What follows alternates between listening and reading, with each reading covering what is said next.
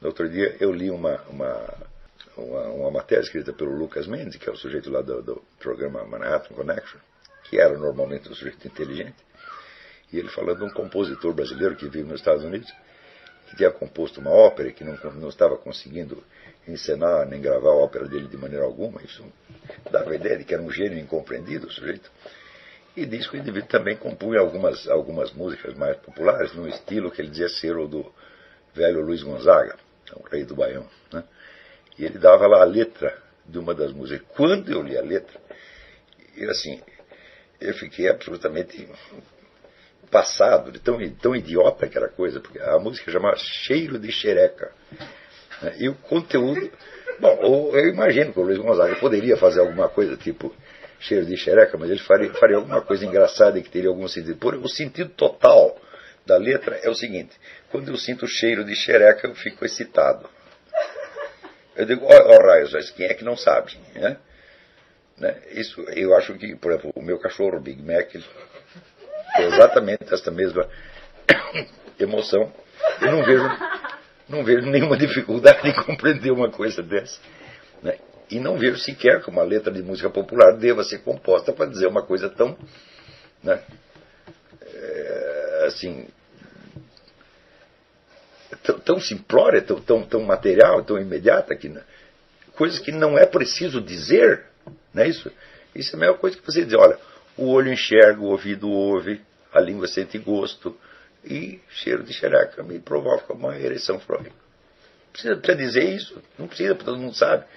Então, quer dizer, você baixamos para o nível, quer dizer, da redundância mais chata, mais rasteira.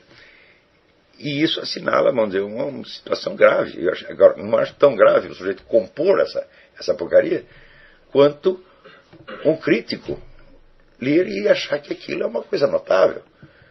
Quer dizer, é evidente que isso assinalou uma baixa de consciência. Normalmente a linguagem, sobretudo a linguagem das artes, é usada para transmitir coisas que normalmente você não perceberia, né? Já dizia o velho Hippolyte Taine, que é a função das...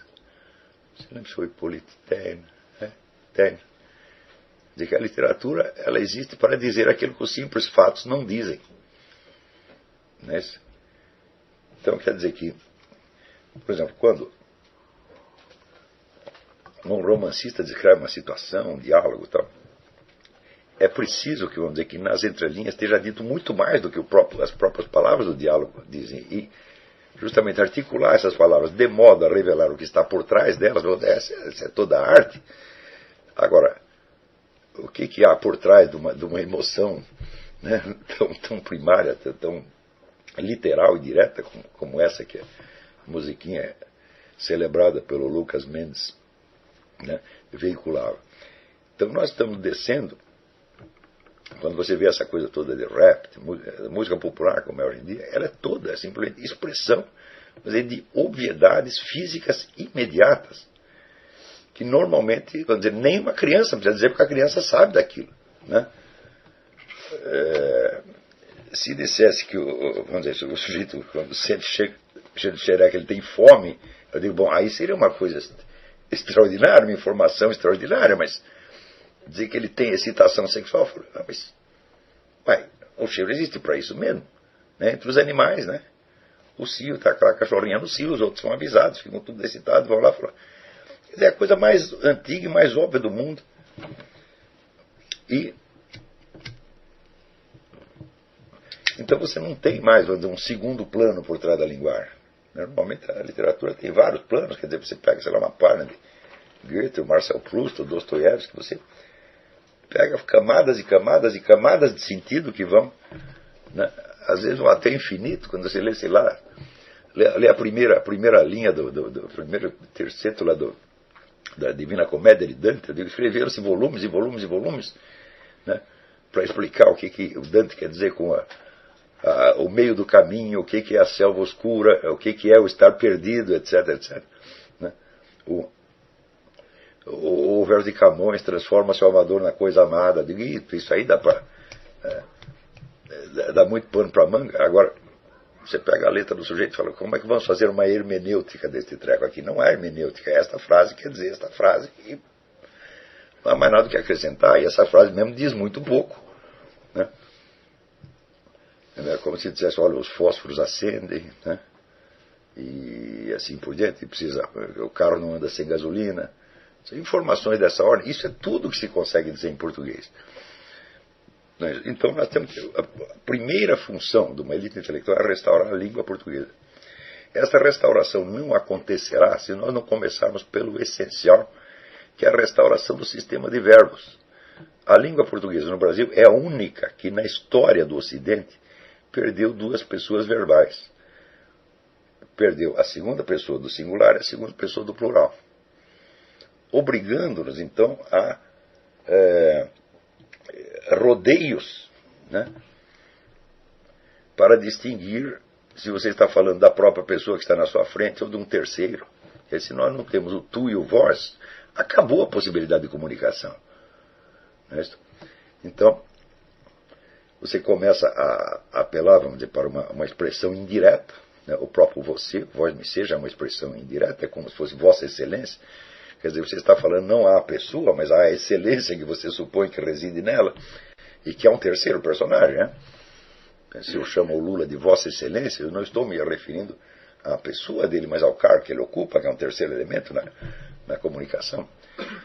Então esses rodeios vão se tornando, vamos dizer, cada vez mais complicados, e tornando a comunicação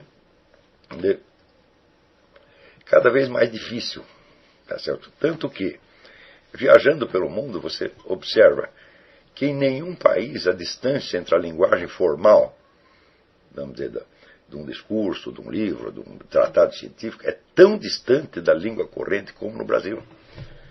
São praticamente duas línguas. Se você escrever na língua que o povão fala, ninguém entende. E mais ainda, isso é uma língua de curta duração. Porque você tem os elementos de gíria, tem as construções improvisadas, que dentro de 2 anos as pessoas não conhecem mais.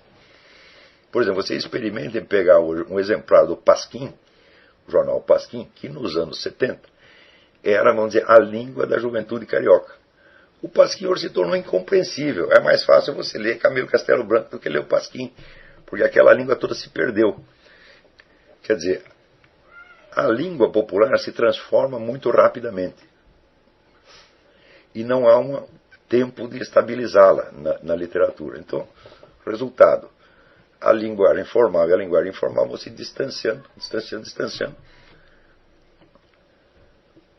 ao ponto que a possibilidade de educar pessoas, quer dizer, partindo da linguagem informal delas e trazendo-as para a língua formal, é quase impossível. Não há mais nada o que fazer isso. Outro dia um sujeito me escreveu uma carta dizendo, olha, gosto muito dos seus artigos, mas o fato é que para a juventude eles se tornaram incompreensíveis. Porque você usa palavras como silogismo, verossímil, né? E eles não sabem o que são essas coisas. Eu digo, mas como? Pessoas de 20 anos, universitários, não sabem o que quer dizer a palavra verossímil? Não, de fato não sabem. Né? Então, se nós não restaurarmos esta língua formal, língua de cultura, como instrumento de comunicação, acabou, não vai haver cultura superior no Brasil jamais.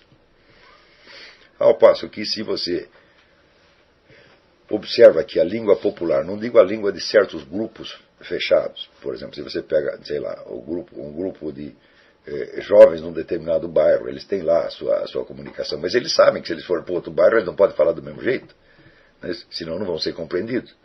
Mas no Brasil a pessoa não tem esta noção. Cada um acha que a língua do seu local é a língua universal. Então cai exatamente na definição do provinciano. O provinciano, já dizia, Ortega y Gasset é o sujeito que acha que o mundo é igual à sua província. Quer dizer, ele não sabe que existe. Provinciano é o sujeito que não sabe que existem outras províncias. E no Brasil todo mundo é assim, que o sujeito usa ingenuamente aquela linguagem, vamos dizer, do seu grupo de referência, e acredita que o universo tem a obrigação de compreendê-lo. Então, não sendo possível, vamos dizer, uma língua formal que seja, vamos dizer, compreendida mais ou menos por todos, então, a comunicação de realidades mais sutis ou de estados de alma se torna absolutamente incompreensível. Então, isso aí assinala, no fim das contas, como eu disse, uma crise de dimensões quase antropológicas, quer dizer, a perda de certas capacidades humanas que já estão consolidadas por milênios de civilização. É isso, então, eu acho que eu comentei aqui o artigo do Humberto Eco, não comentei? Né? Onde ele diz que as pessoas que não receberam, vamos dizer, uma formação religiosa não podem entender, por exemplo, certas obras de arte. Eu digo, não, mas elas não podem, não é que elas não podem entender certas obras de arte. Elas praticamente não podem entender nada da cultura dos séculos anteriores. Então você tem um processo de esquecimento geral e, portanto, de baixa formidável da consciência histórica e da consciência em geral. No Brasil isso aconteceu, vamos dizer, com muito mais profundidade e com enorme rapidez.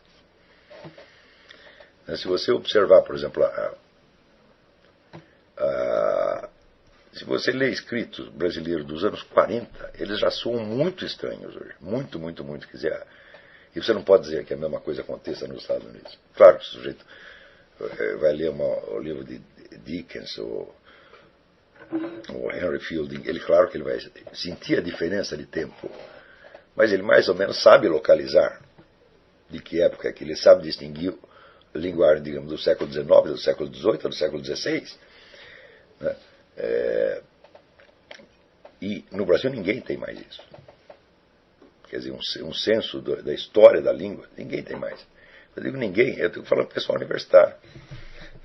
Inclusive pessoas que se dedicam ao estudo profissional de letras.